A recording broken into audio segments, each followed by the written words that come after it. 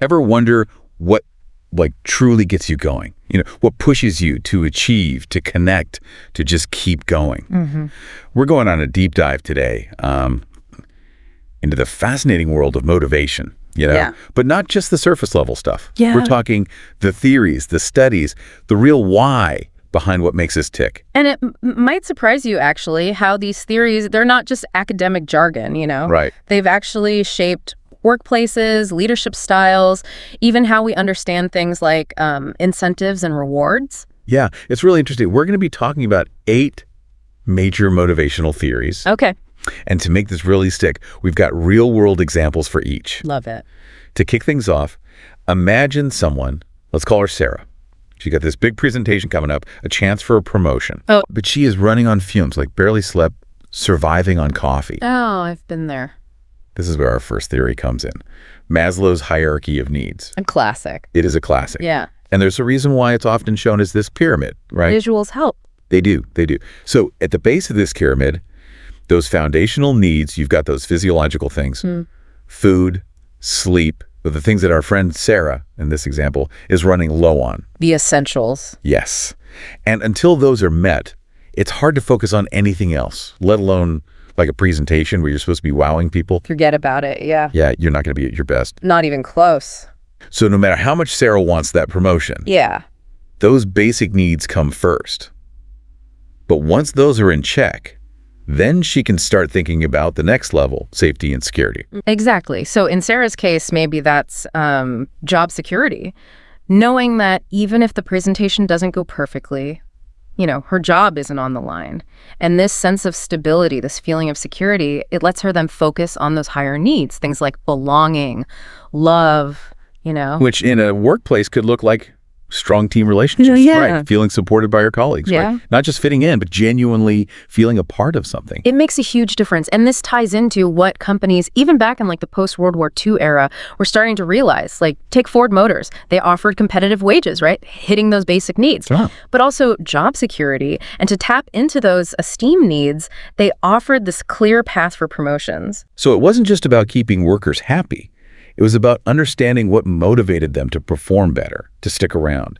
That's where Douglas McGregor's work comes in, right? Applying Maslow's theory to management styles.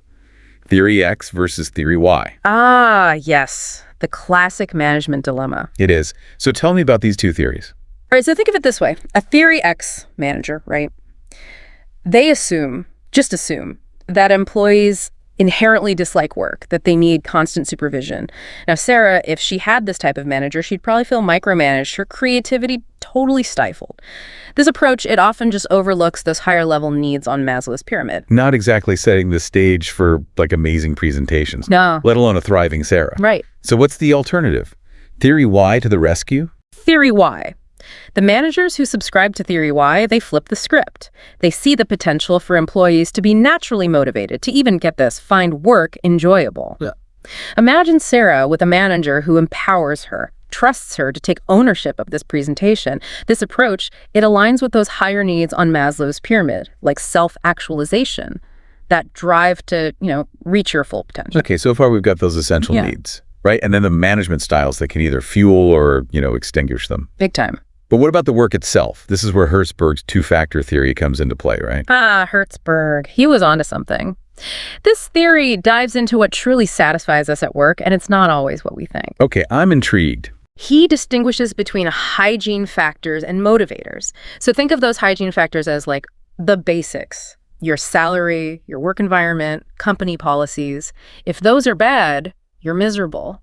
But, and this is a big, just having those good hygiene factors doesn't equal like high motivation. Even if Sarah has that like amazing ergonomic chair and, free snacks. Right, exactly. Won't necessarily make her love giving presentations. It's not the magic bullet. So that's where those motivators come in. Yes. Motivators are about the work itself, the achievement of nailing that presentation, recognition from her boss, her peers, the responsibility she's given, and of course, potential for growth afterwards. These are what truly light a fire under us. It's that feeling of, I did that. The challenge that kind of pushes you to do it again, not just the perks around it. And a great example of this is IBM in the 1960s. They were experimenting with something called job enrichment programs.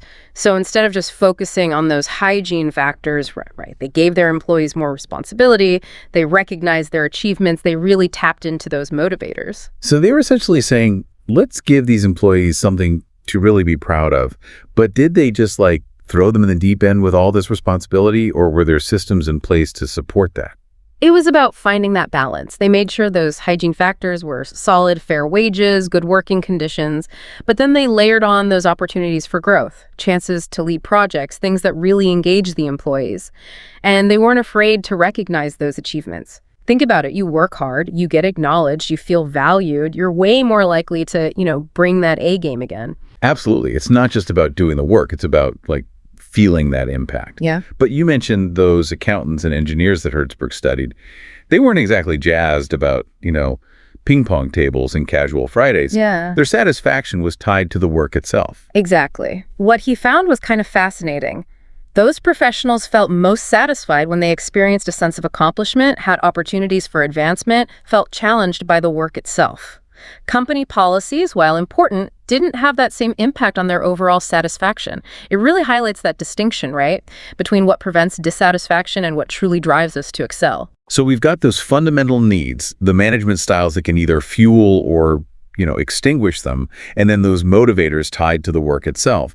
But what about like our individual needs, the things that make us tick on a deeper level? That's where McClelland's theory of needs comes in, right? Exactly. McClelland dove into those needs for achievement, affiliation, and power. But before you think power, that's a bit intense, hear me out. It's not about, wanting to rule the world, but more about that desire to make a difference, to lead towards a shared goal. Okay, I can see that. So someone with a high need for achievement, they're all about hitting those goals, pushing boundaries. Our fictional Sarah, if she's driven by achievement, that presentation isn't just about the promotion. It's about exceeding expectations, proving her skills. Exactly. Think of someone like, Steve Jobs. Prime example of a high achiever. He was driven by innovation, by leaving his mark on the world. He didn't shy away from challenges. He embraced them. Now, not everyone is wired like Steve Jobs, thankfully, for our stress levels. What about those who, lean more towards affiliation? How does that play out in the workplace? People with a high need for affiliation, they thrive on connection, collaboration. They're the team players, the ones who value strong relationships, a sense of belonging. They're often amazing communicators, like the glue that holds teams together. And those with a high need for power, they're the ones driving those big decisions, pushing for change. Not always in a bad way, right? Right.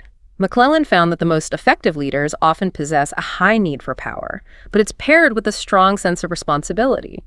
It's not about control, but about using their influence to motivate others, to achieve a common goal. Think of it as like inspiring action, not demanding it. So you can have a high need for power and still be a supportive, motivating leader. But how do we even figure out what drives people? Is there like a personality test for this? Tell me there's a quiz. Well, McClelland actually used a tool called the thematic apperception test, or TEAT for short, to kind of assess these needs. Basically, he showed people pictures and asked them to tell stories about what was happening. That sounds fascinating. Like psychology meets creative writing.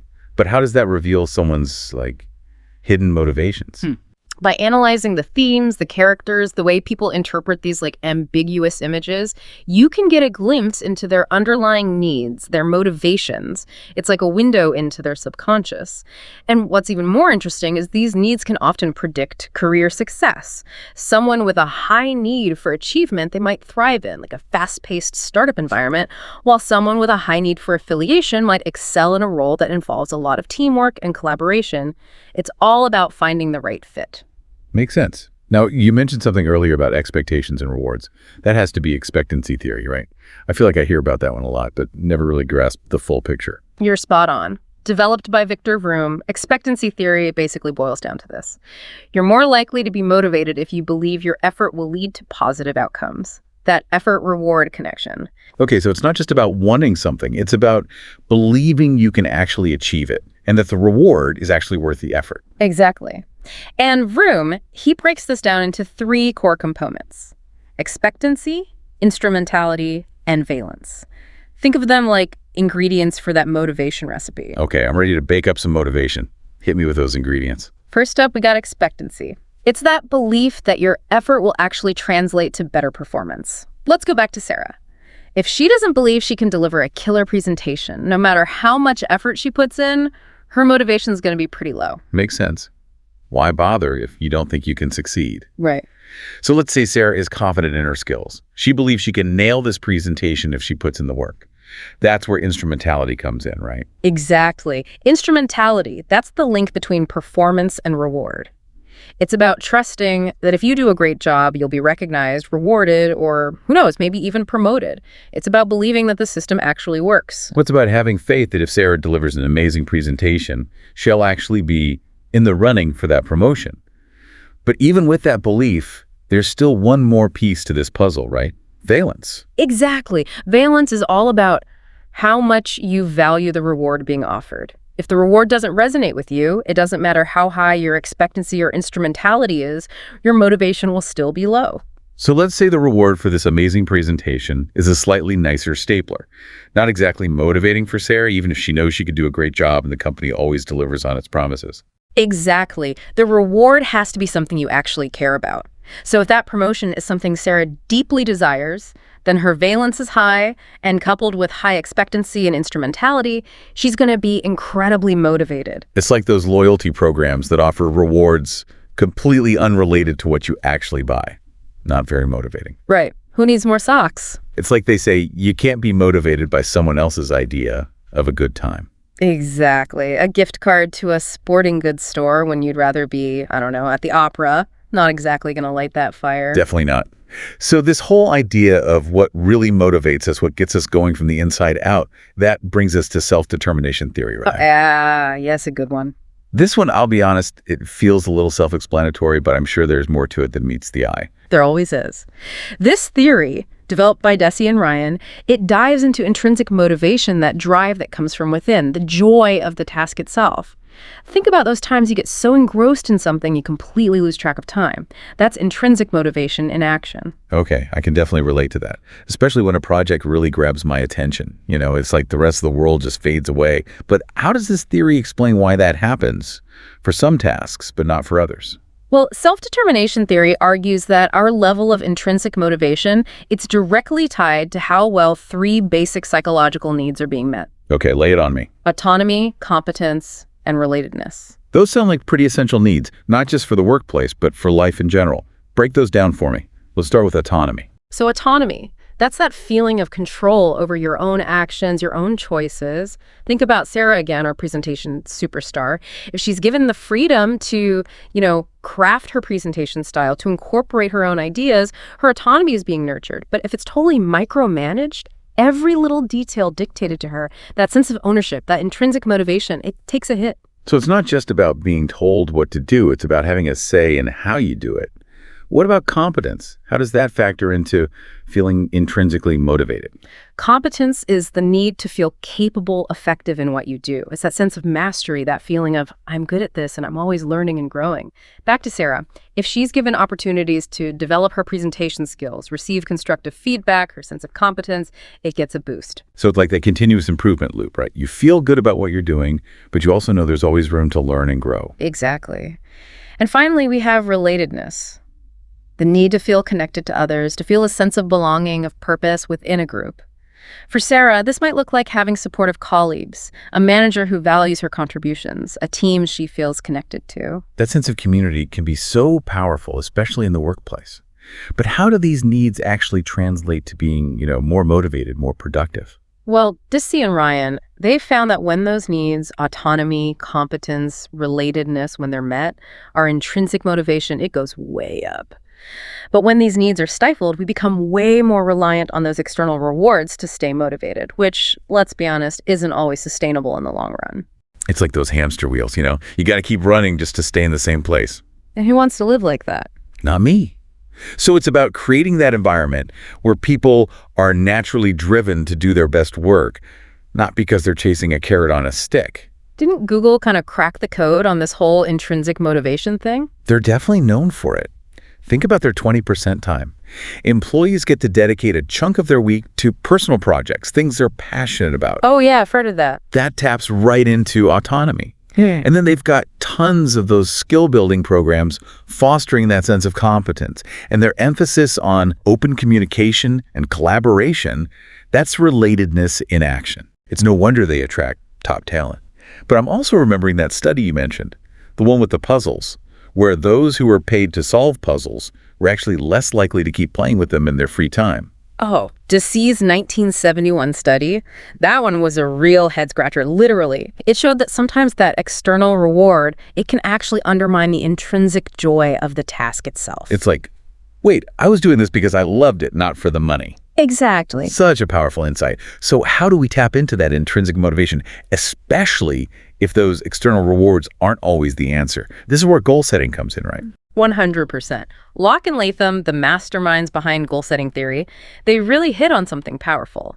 They found that setting specific, challenging goals can be incredibly motivating. It's not just about saying, I want to be successful. It's about defining what success actually looks like for you and then creating a plan to get there. So instead of Sarah just saying, I want to give a great presentation, she needs to get specific, like, I want to clearly articulate the top 3 benefits of this project and engage the audience with at least 2 real-world examples. Yeah, you're talking. And here's the thing, the more challenging the goal, the more effort we tend to put in. This was highlighted in Locke and Latham's research, back in the 90s. They found that groups that were given specific, challenging goals consistently outperformed those with vague goals like, just do your best. It's almost like giving your motivation a roadmap, a clear direction to follow. I imagine this plays out in all sorts of workplaces, right? Not just giving presentations. Oh, absolutely. Think about Microsoft. They're big on using goal-setting theory in their project management. They set those clear deadlines, define specific objectives, and they have those feedback loops to track progress. It keeps everyone aligned, and motivated towards that shared goal. It's like that feeling of checking things off your to-do list, that little hit of accomplishment that keeps you going. The best feeling. It is. But all this talk of goals and rewards and performance, it makes me think about fairness. That has to be equity theory, right? You're on a roll. Developed by J. Stacy Adams, equity theory focuses on how we perceive fairness, especially in the workplace. It's about the balance between what we put in, our effort, skills, experience, and what we get back. Our pay, recognition, opportunities. So if Sarah's putting in the same effort as her colleague, but that colleague is getting paid more, getting recognized more often, that's going to create some tension, right? Oh, absolutely. When we perceive that balance is off, that we're putting in more than we're getting back, it impacts our motivation, our satisfaction big time. We start to feel resentful, undervalued, and that's when you see productivity take a nosedive. And I imagine this isn't just about the money either, right? It could be about those opportunities for growth, access to resources, even something as simple as being, acknowledged for your contributions. Exactly. It's about feeling valued, respected, and like your contributions are recognized as equal to those around you. There was this fascinating study actually back in '71 by Goodman and Friedman. They observed these employees in a manufacturing setting. Those who felt under-rewarded compared to others, they reported way lower motivation and were less satisfied overall. It really highlights how crucial that sense of fairness is for building a thriving, motivated team. But even with all these theories we've talked about, there's something to be said about those basic primal drives, right? That's where drive theory comes in. You got it. Clark Hull's drive theory, it takes us back to basics. It suggests that our behaviors, they're often driven by those basic biological needs, hunger, thirst, sleep. These needs, they create this internal tension that we're then motivated to reduce. So when we're hungry, we eat. When we're tired, we sleep. Sounds pretty straightforward. It is. But what's fascinating is how these drives can be influenced by both internal and external cues. For example, you're walking past a bakery, right? And that smell of fresh bread just hits you. Suddenly you're starving, even if you weren't even thinking about food before. Okay, that is dangerous knowledge, especially for someone with a sweet tooth like me. Right. It's like those fast food commercials that strategically air right around dinner time. Exactly. It's all about understanding those triggers, those cues that can really influence our behavior, even if we're not consciously aware of them. Didn't Hull do some experiments with rats to prove this? He did. His experiments with rats back in the 1940s showed this beautifully. He found that rats would learn and perform tasks, like navigating mazes, to satisfy those basic biological drives. So even rats are motivated by those fundamental needs. It really drives home the point that we're all driven by these core desires, whether it's for food, for connection, for that sense of accomplishment in the workplace. Precisely. And the beauty of all these theories we've talked about today is that they give us this incredible framework for understanding human behavior, not just in the workplace, but in our personal lives as well. Absolutely. So as we wrap up this deep dive into motivation, I have one final question for you listening. Which theory resonated with you the most? What motivates you to be your best self? Keep those needs in mind, set those challenging goals, and remember, your motivation is unique to you. Own it. This has been an incredible journey. Thanks for diving deep with us. And until next time, keep those gears turning.